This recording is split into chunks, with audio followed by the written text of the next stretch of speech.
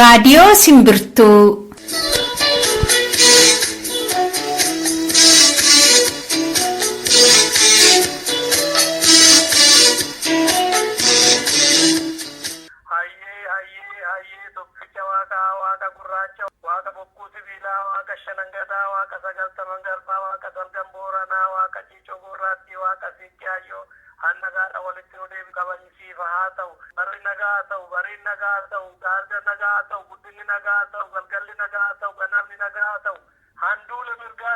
Har'a agayya 3 bara 2017 guyyaa kamisaa immoo kan dhufu qophii Simbirtuuti. Akkam jirtu dhaggeeffattoota keenya Oromiyaa keessa Oromiyaan ala jirtanii nagaan keenya kabajaa bakkuma jirtanitti isin haa ga'u jenna. Har'a kan qopheeffanne isinitti hima.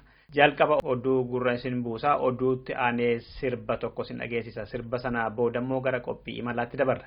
Fincila biyya keessaa laalla. Keessattuu immoo waggaa 2 guutuu fincilli otoo walirraa hin citiin guutuu Oromiyaa keessatti godina akkasiitti fincilli godhamaa ture. Uummanni fi qeerroon akkas godhanii kan jedhamutu dhaga'amaa ture. Gara kaaba Oromiyaa garuu badaa dubbatamaan ture. Kaabni Oromiyaa dhuguma callisee jira moo isaanis fincila itti jiru? Maaltu ta'aa jira? Mootummaa fi uummanni akkamitti wallaalaa? Waggoota 26 darban mootummaan Amaaraa fi mootummaan federaalaa Oromoo kaaba Oromiyaa keessa jiraatanii irraa maal gahaa turanii ka jedhu achirraa miseensa qeerroo tokko kan waan amma deemaa jiru wal qabatee kan jedhu qaba. Keessummaa keenyadha jechuudha. Oromiyaa kaabaa yookaan godina Walloo irratti sababeeffatnee kan dhiyeessinedha. Yoo xumuratti nu waliin turaan affeerraa keenyadha. Amma gara oduutti.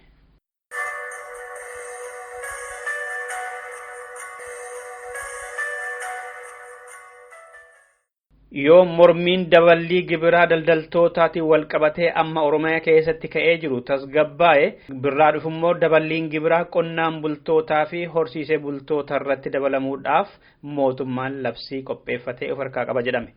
Maddeen Simbirtuu Finfinnee keessaa akka jedhanitti daballiin gibiraa qonnaan bultootaa fi horsiisee bultootatti dabalamuudhaaf jiru kan isaan hanga ammaatti kafalaa turan harka 30 ol caalaa itti dhufaa jedhan. Labsiin dabalii kanaas qaata mootummaan xumuree of harkaa kan qabu ta'ee kan daldaltootaan sababeeffatee fincilli amma Oromiyaa keessatti ka'ee jiru kun akka tasgabbaa'uuf qondaalonni federaalaa fi tikaa Oromiyaa hanga dakkaatti dirqama kennanii irra deebinee isin ilaalla sababa jedhuun akka inni tasgabbaa'uuf eegaa jiru jedhameera. Yoo inni amma ka'e kun tasgabbaa'ee kan qonnaan bultootaa fi horsiisee bultootaa ammoo itti aanuudhaaf jira. Innis birraa fuuldura keenyaa keessa gadi ba'ee isaanitti himamuunsaa hin oolu jedhan maddeen keessa beekan Finfinneeraati. Garuu immoo mormii guddaa kaasuudhaaf sababa nutti ta'uu mala kan jedhu qondaalonni akka obbo Lammaa Magarsaafaa sodaa qabu jedhameera. Mootummaan Oromiyaa daldaltootaatiin daballii gibiraarra deebinee isin ilaalla yeroo jedhaa jiran kanatti bakkoota gariitti immoo komee kana hin ilaallu jechuun eegalameera. Kanaan wal qabatee immoo mormii guddaan tokko Oromiyaa keessatti ammas deebi'ee qabsiifamuunsaa hin oolu jedha maddeen keenya. Godinoota adda addaa keessatti mormii dabalee gibiraatiin wal qabatee ture irra deebinee ilaalla jechaa ture mootummaan Oromiyaa. Ilaalaas immoo iddeetti jiru argameera. Garuu immoo bakkoota kan akka magaalaa Amboofaa keessatti waajjirri galii magaalichaa sababoota garaagaraa tarreessuudhaan daldaltoonni yoggaa komee isaanii fudhatanii gara waajjira sanaa dhaqan isin hin dhageenyu nurraa deebi'aa jedhanii ofirraa deebisaa jiru jedhameera. Waajjirichi sababoota inni tarreessee daldaltoota ofirraa deebisaa jiru keessaa hangi tokko daldaltoonni sadarkaa caajala jirtan namoota muraasaaf parsantii 50 hanga 70tti hir'ifneerra warree haftan immoo guutuusaa kaffaluu qabdu. Yeroon komiisin irraa fudhannu darbeera. Warra sadarkaa A fi B jala jirtan immoo yeroo komiisin irraa dhageenyu hin geenye ittiin jedhanii ofirraa deebisaa jiru jedhameera. Dambii Dolloofaatti illee haaluma akkasiitu dhagahamaa jira. Kun immoo mootummaan fincila kana sababeeffatee itti kan ka'e nan isin ilaala jedhee kan tasgabbeesse itti fakkaate malee mirga keenya falmachuudhaaf ammallee ni kaana kan jedhu guumgummii uummanni kaasaa jirudha jedhe oduun nu qaqqabe. Ammas oduu hambumaa wal qabate magaalicha keessa hoteelli Aadde Abbabach Mattaafaraa tokko jimaata eengaddaa humna namaatiin barbadaa'e. Dabalii gibiraa daldaltoota mormuudhaan fincilli torbee darbe Ambootti wayita ka'ee ture. Abbootii qabeenyaa anis gara uummata kiyyaati jedhanii hoteela isaanii warra cufan keessaa tokko turan Aadde Abbabach Mattaafaraa. warri dhaabbata dimokiraasummaa uummata Oromoo fi warri tikaa garuu dhaqanii gaafa sana hin cufiinaa hoteela keessanii nuti isiniif jirraa waraanaatiin isinii eegsifnaa hin sodaatinaa jennaan lakki ani gara uummataati jedhanii hoteelli isaanii cufamee ture akka madda keenya Amboorraa oduu nu ergeetti. Jimaata darbee garuu akka wanta qeerroon isaan miidhuudhaaf godhe fakkeessuuf warri tikaa qindeessanii hoteela isaanii irratti balaa qaqqabsiisaniiru jedhame. Qeerroon Amboo immoo qabeenya nama dhuunfaa ni tiksina malee hin miinuu kun shirri mootummaa Itoophiyaa xaxedha jechaa jiru. Dhumarratti obbolataa morkataa mootummaa Itoophiyaatiin ajjeefaman. Torbee lamaan dura akkuma waggootii 18 darbanii Oromummaa fi adda bilisummaa Oromoo deeggartuu sababa jedhu yakkamanii mana isaaniitii qabamanii hidhamanii godina Horroo Guduruu Wallaggaa Aanaa Guduruu mana hidhaa Kombolchaa keessatti akka oduu nu gaheetti. Obbolataa morkataa erga qabamanii uummata mootummaa irratti ijaarta adda bilisummaa Oromoo quunnamta dirqama dhaabaa fudhattee sochoota mootummaa irratti uummata kakaafta waboo dabarsitaa baasii jechuudhaan zaliila hamaa torbee lamaan guutuu irratti raawwataa turanii jedhameera. Dhumarratti ajjeesanii achuma laga keessatti reeffa isaanii darbatanii reeffi isaanii argamee jedhe oduu nu gahe. Obbolataan sabboonaa Oromoo qonnaan kan jiraatan abbaa maatii turani. Sababa adda bilisummaa Oromoo fi sabboonummaa Oromummaa waan qabaniif waggoota 18 darbaniif deddeebifamanii nama hidhaa keessa turanidha jedhameera. Guyyaa isaanitti ajjeefaman garuu hin eeramne. Dhaggeeffattoota keenya oduun keenya irraa kanumadha. Sirba kanaan gara qophii malaatti dabarra.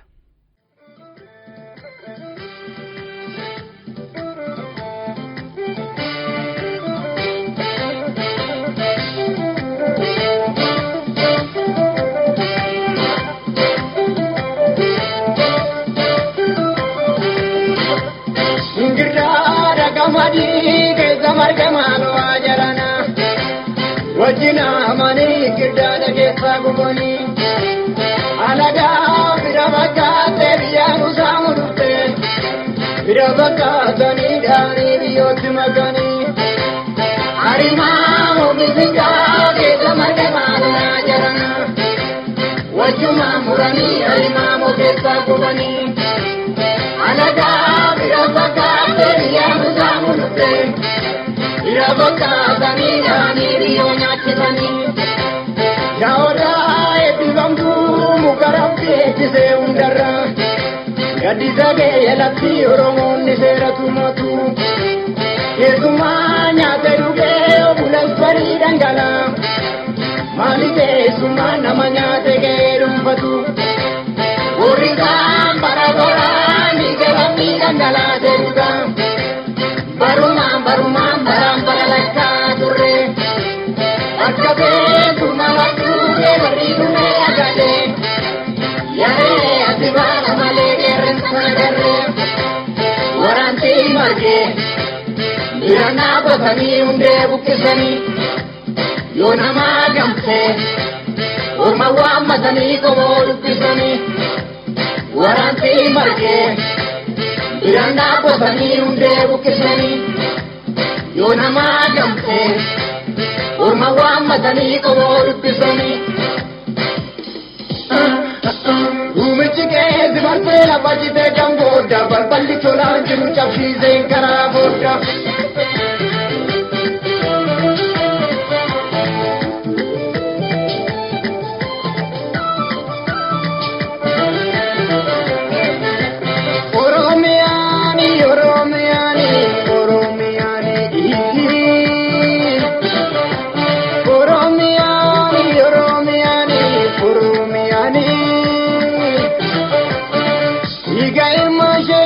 Barumani, Jerana, Barana, Yoda Kumadam Barmane Bilisabo, Yokan in Manche, Devitatao, Jerana, Barana, Yoda Kumadam Barmane Walavo, Yokan in Manche, Devitatao.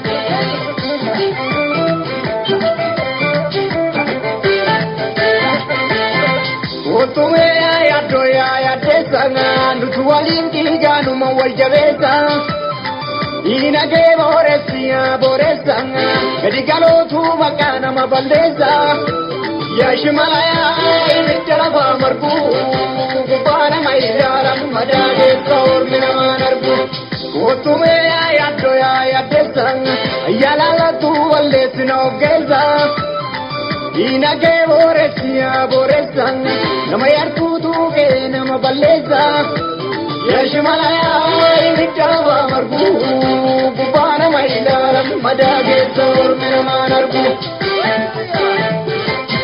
Gabino Ramo Taduri Amarati Virga Opunju Gabi Babi Yumati Yo Ekenu Kenya Ganarate Bahe Igni Amaragati Malelo Lai Sandi Agara Batu Kankara Katu Virra Godatu Itumuti Itumuti Itumuti Itumuti Itumuti Itumuti Tida Lola Ramali Devitani Rati jala overatti gobsidani Irrintae ke dabde mabgatteessa Ragalammoo deejageessi balleessa Gaafa jaffumaan jiru waamuma irree kee jabeessi jiru Itti muddii itti muddii Itti muddii itti muddii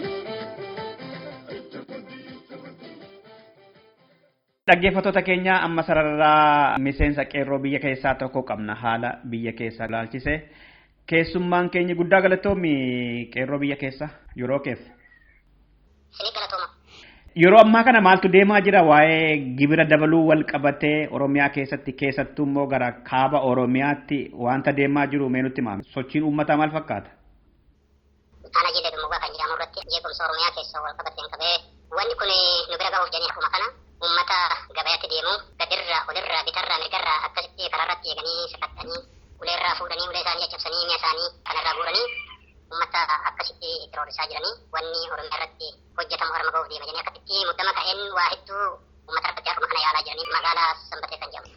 Akkuma kanatti uummanni sabni keenya bakka biraatti sosso'een maaliif ta'e jedhanii waraqaa wayii darbatanii isin seenuu nurraa ka'aadhaa jechaadhaan dhiyeenya waraqaa wayii darbatan sababa saniin waan ka'eef haga meeshaa uummatarrallee fudhatuudha. Iddoo yaalii godhanii uummanni ofirratti waan kan hubannoodhaan gamta beekee meeshaa isaaniitiis waa hundumaa akkasitti dhowwatanii uummanni akka jirutti waliigalee fincilaaf qophaa'ee jira. Ka fincilee muka seensiin jira. Amma muddama guddaa keessa jirti ishiin gara keenya kanaanii jawhaa kan jedhamu battee kan jedhamu akkasitti uummanni hundi waliigalee kunoo aleessarraa yangaddarraa akkuma kana waan gibira kanaa wal qabatee suuqa isaanii cufanii waa hundumaa akkasitti isirratti balaa oofaa jiranii ishiin isa kunaa manduggoodhaa fi maalii kadhattee uummanni suuqa isaanii haa bananii haa daldalatanii waan duraan irra keenya irraa buufne jette. Abbaa amantii hunda kadhataa jirti kana kanatu deema rakkoon jabatu biyya keessa deemaa jira uummanni dhibee fincilee uummanni isinii irra baane haga har'aa nu nyaattan eegana nu nyaattan jechaadhanii fincila guddatu deemaa jira ishiinis haga dandeesse akkatti yaalii godhaa jirti. Ramaddiin gibiraa kun naannoon Amaaraa kaaba Oromiyaa irratti akkuma Oromiyaa keessa guddaa itti ramade moo akkami ramaddiin gibiraa warra hiyyeessaa irratti guddaadha moo warra sooressa irratti irra dabalame? Guddaadha dabalanii nama tokko kan hulaa sibiilan barrii amma balbalatti uffatan kana fa'aa uummata xiqqoo takka godhaa 79 fuudhii janii akkasii irratti godhu kun beektaa uummata fincila irratti bobbaasee jira. Harki guddaan gara Caffaaruu kana irratti fincila kaasuu uummanni oolu akkaan odeeffannoo naga'utti uummanni akka jiru walii galee waan kana jibbee jira. Musiibamatti irratti deemaa jira ishiin sama dandeessu meeshaa uummata irraa funaanu ishiin funaantee nurraa baabattee biyya balleessuuf wanta deemaa jirtu uummanni lafaa kaatii janii qeerroon akkasitti waraqaa darbatee waa hedduu godhama jira ishiin akka ilkaan beeraa sassuwaa jirti boruma isaan jirti yoo walii gallee lafaa kaane badiin ishiidhaadha dhiyaattee jedhummanni akkasitti kunoo sirbee gammachuutiidha ishiin naasukee jirti jechuudha badiin ishiidhaa xiqqoo baanatti fakkaata.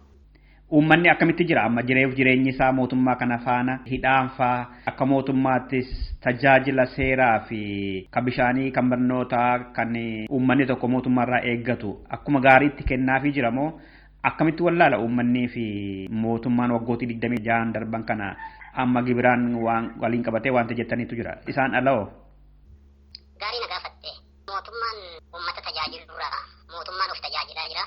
Amma dhiyeenya kana torban har'aa keessatti magaalaa Sanbatee daandii baafna jechuudhaan mana hiyyeessaa qofa doozeraan kuffisanii isa badhaadhaa irraa gaggaagashanii makiinan marii hoggaa oofan gadi qabanii qaban akkasitti uummanni buuhaa jira biyyuutti jira tajaajilli bishaan dhugaatii garbii farsaa adii kan jedhu kana keessatti uummanni dhiigaa uffisee dhumutti jira bishaan dhugaatii dabee bilhaarzaa kan jedhamu dhukkubni bilhaarzaa jedhamu jiruu isaanii seenee uummata dhiyeenya kana keessatti nama saddeetu du'e dhiiga uffisee waan biraa tajaajiluu mi waan guddisuu miti rakkinatu manarra jira fuudhaa hin nyaannaa isin rafaadha ajamu malee takkallee wanni tajaajilee uummata guddisee bishaan bakka hundatti baasee uummataaf nuti ishii keenya bichee ni guutanna ishii keenya nu guutaadha har'a nyaannee borubanna akkasanitti jedhamu malee wanni tokko karaa baadiyyaa irratti baasan sanii karaa tokko hedduu akkana babaasanii karaan suni maaliif ba'e hariinee isin qabannaa bakka fayyadanitti nu duraan baatan jedhanii uummata tajaajiluu duun karaa ofii baafataniiti hoo har'a badiin tokko argame akkasitti maalii federaala jedhanii kana fuudhanii akkasitti qophatanii uummata qabuu malee wanni uummataa godhame tokko hin jiru siin jedha. Kaabni Oromiyaa suni Amaaraa jala jiru naannoodhaan godina addaa ta'e. Amma kan isin miidhe tajaajila uummataa kan isin dhowwate naannoo Amaaraati jechuudha. Miti? Jechi akkas fakkaata. Baajeta faa gaati isiniin ramadanii mee waggoota 26 kana keessa Oromoonni kaaba Oromiyaa keessa naannoo Amaaraa jala turtan suni akka Oromoo taatanitti isin miidhumoo naannoo biraa wajjin hoggaa wallaaltan jechuudha. Amma godina kaaba Shawaa faa godina Gondar faa kana faan hoggaa laaltanii ollaa keessan faa amma warri Tigraayis jiru. Yoggaa laaltan addatti Oromoo irratti xiyyeeffannaan tajaajilaa dhoowwachuu godhame jira. Gaafii nagaan nagaafatte irraanfattee kan ture baajata waan tokko hin qabnu akka ija biraatti hin laalamnu uummanni afaarota kan jedhamu kuni ganda keenya uummanni kuni baajanni isaanii qabeenyi isaanii waan isaan argatan gaala tiffatanii re'ee tiffatanii nu olitti uummata badhaadhoo uummata waa hundaa waa argatu uummanni Oromoo waliin kana jirru akka ilkaan harraba jibduu jirutti jirra Amaarri akkasitti nu hacuuchaa isaan sadaalaa asii nu hacuucii fuula duraan uummata Tigraayitu jira wanni tokko waa jetta maqaadhaan nurra kaa'anii rimootii akka televizyiinaa ittiin deddeeran akkumatti nama nurra kaa'an malee sun humna nurra jiru sanuu saba Oromootii miti Orgobbarraa Amaararraa achitti deebi'ee hacuucaa guddaa akka jirra baajata maal baajata dhiisii bishaan dhugaatii waan dhunnee ittiin jiran uummanni Oromoo fi magaalaan Sanbateetaa waa magaalaan Jawwahaa waa magaalaan Battee Ataayyeen akkasitti uummanni kuni bishaan dhugaatii beetii malkarraa haadan eela keessaa guuraa jetta baajata keessaa fuudhe baajata gurra dhageenya Affaarii fi Tigraay irratti dhageenya miti baajata waan tokko waan nu gargaartu hin jiru. Bulchitoonni keessan kan isinitti ramadamanii isin bulchanii Oromoo miti jechuudha. Saba biraarraati amma Argobbaa afaarraa Amaararraati kan afaan Oromoo dubbatan jechuudha. Oromoo qulqulluu maaltu ofirra kaa'a? Oromoon har'a nama namu.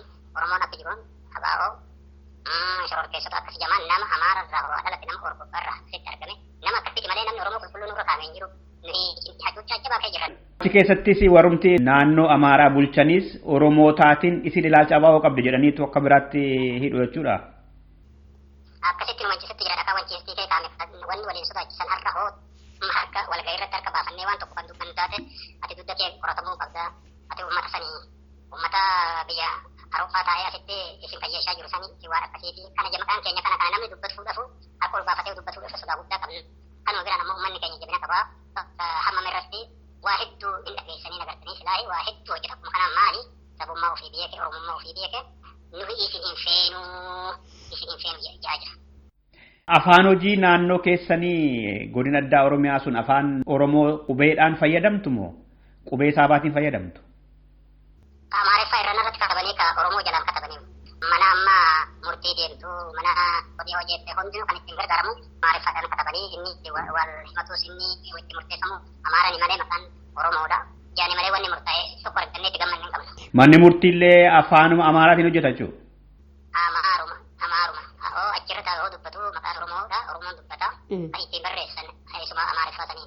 Manni galmee kan murteenis kennamu kan waraqaa irratti barreeffamu hundumtuu afaan Amaaraatiin jechuudha. Fuula durarratti kutaa maallii kutaa abalee jedhanii akkasitti fuularratti ni beeksisanii keessatti Amaariffamatu jechuudha. Afaan Oromoo kan sadarkaa lammaffaa irratti barreeffamee kan jiru balbala irratti hoggaa ol seenan malee waraqaa irra kan barreeffamu murteenis kan kennamu afaan Amaaraatiin jechuudha. Amaara kun uumaa. Waajjira mootummaa hundumaa akkasitti hojjeta jechuudha Amaarinyaatiin hojjetu. Akkasuma wanni tokko hin jiru. Manni barumsaa hoo? Manni barumsaadha isa wayya manni barumsaa inni Amaariffaa barsiisu ilma jira Oromoo barsiisus hin jira ijoolleen harka guddaa ilmaan Oromiffaa baratanii Amaariffaas baratuu qabdan jedhanii akkasitti sanii ilma barsiisu jira. Baajataan ta'ee bishaaniin ta'ee gargaarsa waan hundaatiin ta'ee uummanni godina Walloo akka jiru miidhamatti jira akkuma jiruuni baajata taatu Affaartu nurra jira Tigiratu nurra jira maqaadhaa malee wanni tokkolleen wanni godhamee as fuullee ijaan agarre hin jiru namni bishaan qulqulluu dhabinaadhaan nama 8-9 dhiiga uffisee dhukkubatiru bilaasaa kan jedhamu turuu seenee kan fixee nama hammamtuun maqaawwatii dhahuudhaan nama dandeenyu hammamtume akkasitti kanatu nurra gaha mana yaalatiin hoo ta'ee labiraatooriin hin jiru wanni tokko hin jiru miidhama guddatu matarra gahutti jira uummanni kana biraan qanyisuudhaan maqaan Oromoodhaan waamamaa zoonii Oromootiin waamamaa maali wanni kuni hacuuccaan dur jiru suni ammas nurra jira nurraa hin buune janiiti akkasitti morkii guddaa kaasutti jiranii koommoo gara mihaatiin ta'e uummanni biraa uummanni Affaar mi'a qabatee deemaa nuti immoo rakkoo isaanii gamta jirruuf uummata keenya mi'a irratti eeganii fi billaa irratti eeganii ulee irratti eeganii rakkoo hacuuccaa nurra deemutti jira kun maaliif ta'ee jedhanii uummanni yoo gaafatu wal ta'e irratti yoo kan gaafatu ta'e wayitu isin jira isin keessa uummata ammaa shororkeessaa maqaan isaanii abaa jedhamu kanatti isin jira gamta kanaa fi mootummaan isiniif hiyyaanne isin irratti karoorfatee waan barbaachisu hunda isiniin argame jechaadhaan akkasitti uummanni miidhamaa jira waliin gamatti damshaashumaan miidhaa guddoo kee jirra nuyi amaara jala taane waan durii ta'utti jiru xiqqoo takka hoo geeddaran malee fakkiidhaaf maqaa hoo ta'e malee wanni tokko wanni argame nuyi argame hin jiru jechuudha. Akkuma bara durii sana ammas Oromoonni Walloo keessa jiran simaa baloodhaan dubbatatu jechuudha. Afaan Oromoo malee namni hin beekne namatu mana murtiitti yookaan waajjiran biraatti afaan hiikaaf jechuudha. Walgahii mootummaa yaamurratti walgahii irratti illee namni nuti gadi bu'ee dubbatu hunduu afaan Amaaraatiin eegala. Eebban banna hoo jedhan eebban baname Oromeeffaadhaan eebban banamaa booda kana innaa jedhanii jammaran afaan jaraa kan duraatiin. Kuni maqaadha malee mana barnootaatti kan xiqqoo huggu malee waajjiroonni manni mootummaa dhaddachii maaliin akka gantaa keessatti kun hundinuu afuma Amaaraatiin nu gaggeessaa jiranii jedha. Amma namni afaan Oromoo malee hin beekne Amaarinyaa kan hin beekne akkam ta'a? Jeeqamni guddaan nu ka'ee jira magaalaa Sanbatee irratti hamma kamii haa hacuucamnee afaan keenya qabamnee afaan adii maqaa Oromootiin si kaa'anii afaan Amaaraa maal nuti dubbatte jedhanillee namni bakka kanatti jeeqamee qabanii teessisanii booda manduggoon harka baasanillee ni jira. Yoomigaa? Nuti garuma hundaan ji'a darbe keessa. Bara kana? Baruma kana. Warri bulchanii sabaan Oromoon taane immoo maal siniin jedhu? Maal sinii deebisu wayita isin gaafattan mirga akkasii kana? Afaan Oromootiin afaan hojii haa ta'u, afaan dubbiis haa ta'u kan yoo jedhan? Waan nama dinquu kuni hoo hidda isaa barbaadde namtichi godina kana bushuudhaaf aanaa bushuudhaaf kaahamu nama hiddi isaa Oromoo hin ta'in kan barate kan afaan barate malee Oromoon qulqulluun irra kaa'amee afaan Oromootiin dubbatu tokko hin jiru namtichi nurra kaan orgobbaa Amaara afaan Oromoo ni beeka malee. Amma eenyutu bulcha godina Walloo? Akka godina Wallootti zoonii ka jedhamu keenya kana Kamisee. afaan Oromoo beeka malee ka bulchaa jiru Sadacha jedhama. Oromoo miti qulqulluu Oromootiin Sadacha jennaan warra Amaararraa dhalate jechuudha. Isintu maqaatti baase? Sadacha jennaan Oromoo kan ta'in Sadacha jennaan. Xiinsammuu kan saayikooloojii keessa miidheera Amaara jala buluun ammas Oromoonni Walloo keessa jirtan? Hacuuccaa jala jirra hacuuccaa jalaan baane ammas kan jedhaman dhiyeessutti jiru. Hacuuccaa hedduudhanii Oromoo taane Oromummaa keenyan miidhamatti jirra. Wanti dur jiru suni ammas numarra jira hacuutti jirra. Kanuma uummanni kan fincila akkasaa jiru. Ollaa keessan kan jiran akkasuma isin irraa citanii immoo kan naannoo Tigiraa jalatti galan jiru amma warra Mokonii kana qobboo kana faana quba wal qabdu isaan immoo maal keessa jiru? Sobuun badhaadha isaan barruutu wal quban qabnu walirraa fagaanna. Uummanni Affaarotaa kan ganda jirru isaanillee mirgi isaanii haa eegamu malee kan isaan bushaa mataa irratti ta'ee kan jiru liqaman baroota kan jedhamfaa kana kaahan malee namni isaan akka rimootiitti sassuusu Amaarumaa fi Jarumaa offee muraa kana.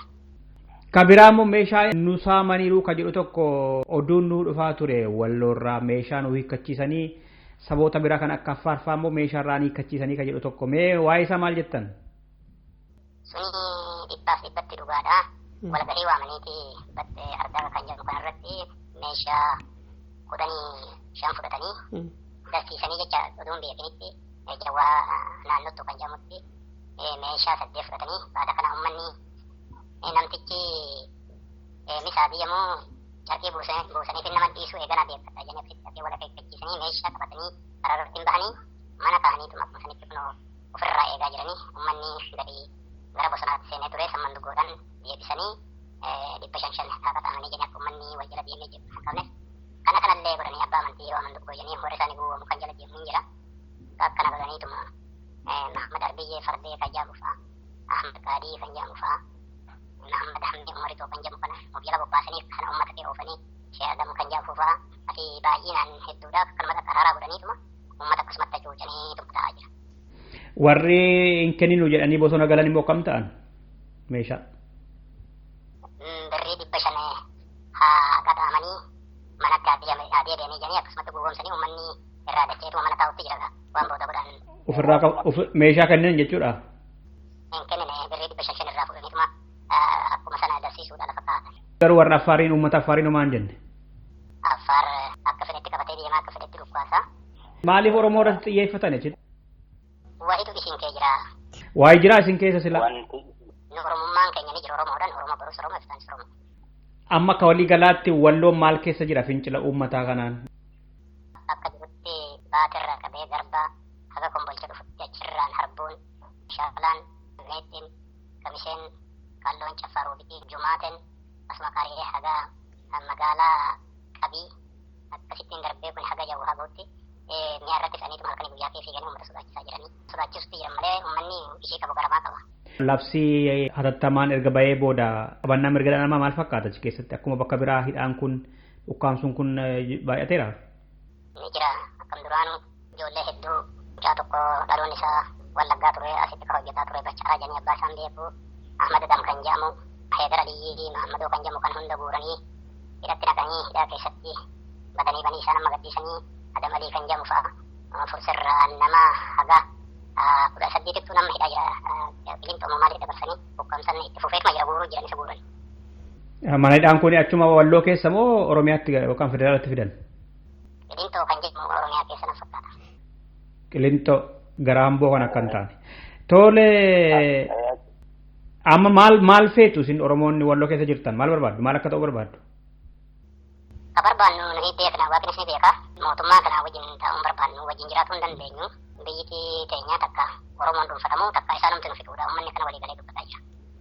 Otoo mootummaan kun jijjiirame Oromoonni kaaba Oromiyaa keessa jirtan garam ta'uu barbaaddu otoo murtee keessan ta'e Oromiyaa faana moo akkuma jirtan kanatti naannoo Amaaraa jala ta'uu barbaadda? Kana manaaminuu namni manaamateetu bakka ofii ni beeka. Oromoodha harmarraa qabee haga Walloo warra Baabboo warra Qaalluudha jedhamu kun hundinuu lafa keenya harmarraa qabee Oromoodha.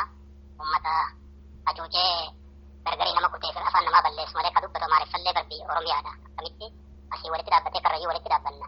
Iillee keessatti amma biyya keenya iillee xumuuwaa kan jennu kanatti warra karrayyuu warra abboo ka jedhamu karrayyuu walitti dhaabbanna mataa haaraatti hin bara Oromiyaadha. Oromiyaarraa cinnaa Oromoodha. Dhaamsa yoo qabaatte yookaan kanneen dubbachuu qabaa na hafeera kan jettuu jiraatte carraan sii kenna. Nuyi ka barbaannu har'aas boruus bilisummaadha ka barbaannu nu uummata dagatamee gadii oliin hacuucamee ilkaanis irra batee jiraatu uummanni Oromoodha kan sabaaf dhaabbatu ka bilisummaadhaaf jee lubbuu isaa wareegaa jiru qeerroon uummanni hundinuu nu quban qabaatuu qaba. Nuyi isinii wajjin hiriiraan wajjin dheeraa jira uummata jecha uummataati mootiin jecha uummanni jiru halkanii guyyaa iyyuutti jiru.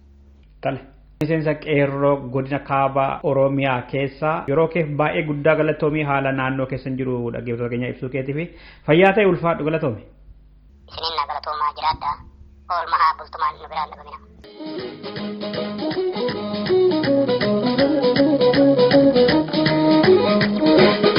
Kubelo le nanai kubelo le ai kubelo le nanai kubelo le ko pichal maraya ai kubelo le appa chamanoti ai kubelo le tulchi chawarana ai kubelo le ko tsabasati ai kubelo le ko moki azaba ai kubelo le ilmani gatoko ai kubelo le jalan chota saba ai kubelo le hada saba toko ai kubelo le jufaraba ai kubelo le tani abawato ai kubelo le dinantanumba ai kubelo le hakwa kodun ai kubelo le hibano trigano ai kubelo le dinago gombite ai kubelo le kanji kanangalo ai kubelo le nanai kubelo le ai kubelo le nanai kubelo le shawaraka ifalmana karayuka ifalmana wallagika ifalmana harargeka ifalmana asiraka ifalmana baliraka ifalmana jimaraka ifalmana iluraka ifalmana oranika ifalmana ujiraka ifalmana waloraka ifalmana rayaraka ifalmana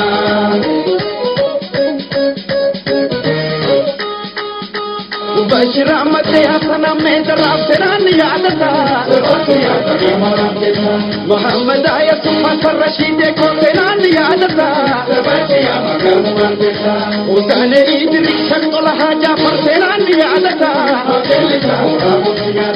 Bashira minki ya Aliya Burwaha senani yadata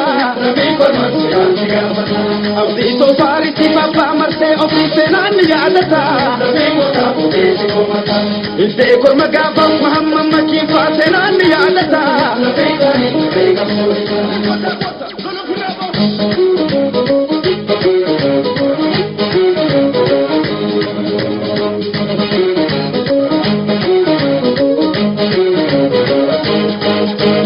Sodati male Sodati nani si sodati Sodati nufir mata jeda Sodati lambi bakha jeda Sodati wamicha sabuma Sodati kukuman hakano Sodati dina namanyatu Sodati morma sheha jero Sodati gabron fatadina Sodati kunze pabukno Sodati nistufi falmado Sodati nakarande bine Sodati gumanu mambasa Sodati kerot kotane Sodati tapsa oromuma Sodati iya dabartane Sodati gadam bilisuma Sodati kantalota jene Sodati male Sodati ta'ake sodane Sodati male Sodati ta'ake sodane